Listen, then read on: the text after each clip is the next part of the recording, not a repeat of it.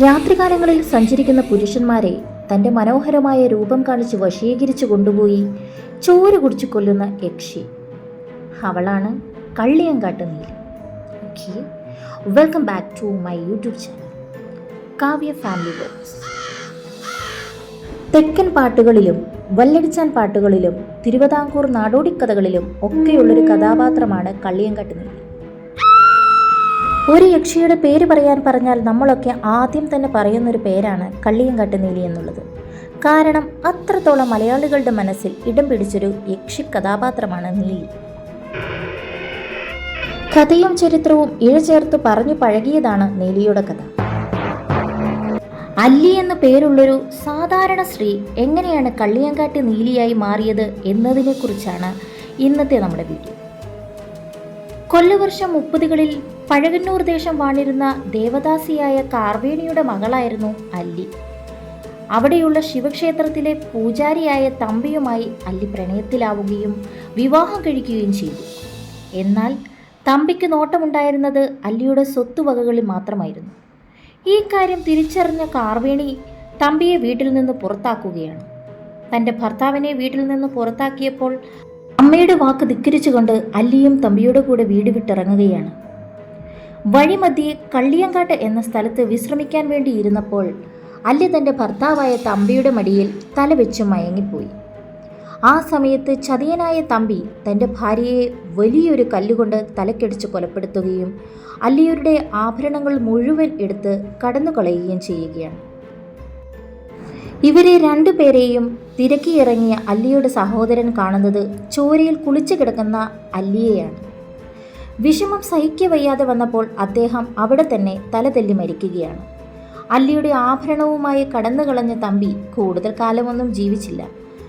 കുറഞ്ഞ ദിവസത്തിൽ തന്നെ അയാളും പാമ്പുകടിയേറ്റ് മരിച്ചിരിക്കുകയാണ്.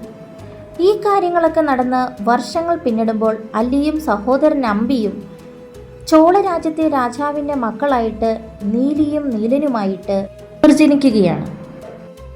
അവർ ജനിച്ചതു മുതൽ രാജ്യത്ത് ഒരുപാട് പ്രശ്നങ്ങൾ അരങ്ങേറാൻ തുടങ്ങി. അവിടെ പേമാരിയും പകർച്ചവ്യാധികളും ദുർമരണങ്ങളും ഒക്കെ കൂടി വന്നു. എന്നാൽ വൈകാതെ തന്നെ തൻ്റെ രാജ്യത്തിൻ്റെ മോശം അവസ്ഥയ്ക്ക് എൻ്റെ മക്കളായ നീലിയും നീലനുമാണ് കാരണമെന്ന് രാജാവ് ജ്യോത്സ്യന്മാരിൽ നിന്ന് മനസ്സിലാക്കുകയാണ്. അതോടുകൂടി തന്നെ ഇവർ രണ്ടുപേരെയും നാടുകടത്താൻ രാജാവ് നിർബന്ധിതനാവുകയാണ്. അങ്ങനെ ചോള രാജ്യത്തിൻ്റെ തെക്കേ അതിർത്തിയായ നാഗർകോവിലിന് സമീപത്തുള്ള പഞ്ചമൻ കാട്ടിൽ രണ്ടുപേരെയും രാജാവ് ഉപേക്ഷിക്കുകയാണ്.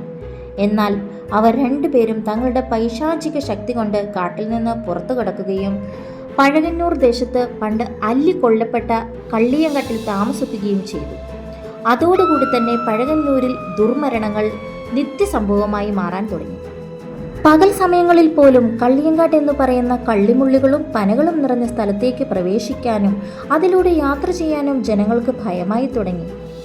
ഇനി അറിയാത്ത ആളുകൾ അതിലൂടെ സഞ്ചരിച്ചാൽ തന്നെ അവരുടെ മൃതശരീരം പിറ്റേ ദിവസം നേരം പുലരുമ്പോൾ ഏതെങ്കിലും ഒരു പനയുടെ ചുവട്ടിൽ കിടപ്പുണ്ടാകും. നീലന്റെയും നീലിയുടെയും ഉപദ്രവം സഹിക്കവയ്യാതെ വന്നപ്പോൾ ഗ്രാമീണർ നാഗർകോവിൽ നിന്നും തമ്പി എന്നു പേരുള്ള മന്ത്രവാദിയെ കൊണ്ടുവരികയാണ്. തമ്പിയുടെ മാന്ത്രിക ശക്തി കൊണ്ട് അദ്ദേഹത്തിന് നീലനെ തളയ്ക്കാൻ കഴിഞ്ഞു. എങ്കിൽ പോലും ഉഗ്രരൂപിണിയായ നീലിയെ അദ്ദേഹത്തിന് ഒന്നും ചെയ്യാൻ കഴിഞ്ഞില്ല. മാത്രവുമല്ല, നീലി തൻ്റെ ശക്തി കൂടി ഉപയോഗിച്ച് മന്ത്രവാദിയെ കൊലപ്പെടുത്തുകയും ചെയ്തു. ഇതോടുകൂടി തന്നെ സന്ധ്യയായി കഴിഞ്ഞാൽ വീട്ടിൽ നിന്നും പുറത്തിറങ്ങാൻ വരെ ഗ്രാമീണർ ഭയന്നു തുടങ്ങി.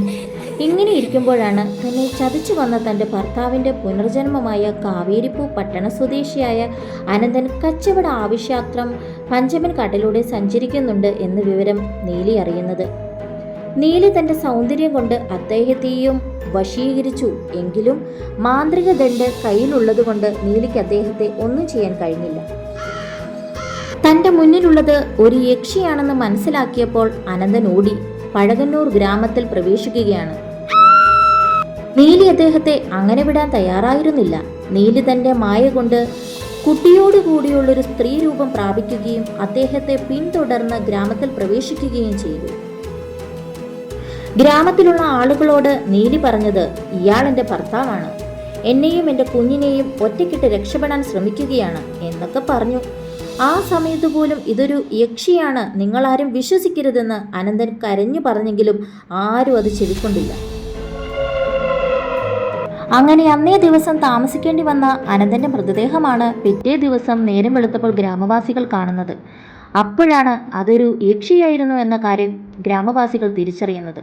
തൻ്റെയും സഹോദരൻ്റെയും മരണത്തിന് കാരണമായ തമ്പിയുടെ പുനർജന്മമായ അനന്തനെ കൊല ചെയ്തതോടുകൂടി തന്നെ കള്ളിയങ്കാട്ട് നേരി തൻ്റെ ഭീകരരൂപം ഉപേക്ഷിക്കുകയും ഒരു കള്ളിപ്പാലയുടെ ചുവട്ടിൽ മാതൃഭാവത്തിൽ കുടിയിരിക്കുകയും ചെയ്തു.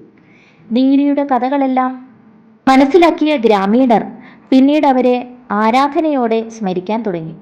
ഇത്രയുമാണ് കള്ളിയങ്കാട്ട് നീലി എന്ന് പറയുന്ന ഭീകര യക്ഷിയുടെ കഥ. എന്നാൽ അനന്തനെ കൊന്ന ശേഷവും നീലി അടങ്ങിയിട്ടില്ല എന്നും കടമുറ്റത്ത് കത്തനാർ നീലിയെ തളച്ച് പത്തനംതിട്ട ജില്ലയിലെ പരുമല പനയന്നാർക്കാവ് ക്ഷേത്രത്തിൽ കുടിയിരുത്തി എന്നൊരു വിശ്വാസവും കൂടിയുണ്ട്. കള്ളിയങ്കാട്ട് നീലി എന്നത് ഒരു കഥയാണെന്ന് വിശ്വസിക്കാനാണ് എനിക്കിഷ്ടം. നിങ്ങളുടെ അഭിപ്രായങ്ങൾ തീർച്ചയായിട്ടും കമൻറ്റ് ചെയ്യുക. വീഡിയോ ഇഷ്ടപ്പെട്ടെങ്കിൽ എല്ലാവരും ലൈക്ക് ചെയ്യുക, ഷെയർ ചെയ്യുക, കമൻറ്റ് ചെയ്യുക. എല്ലാവരുടെയും സപ്പോർട്ടാണ് എന്നെ മുന്നോട്ട് നയിക്കുന്നത്. ഈ യക്ഷിക്കഥ നിങ്ങൾ വിശ്വസിക്കുന്നുണ്ടോ?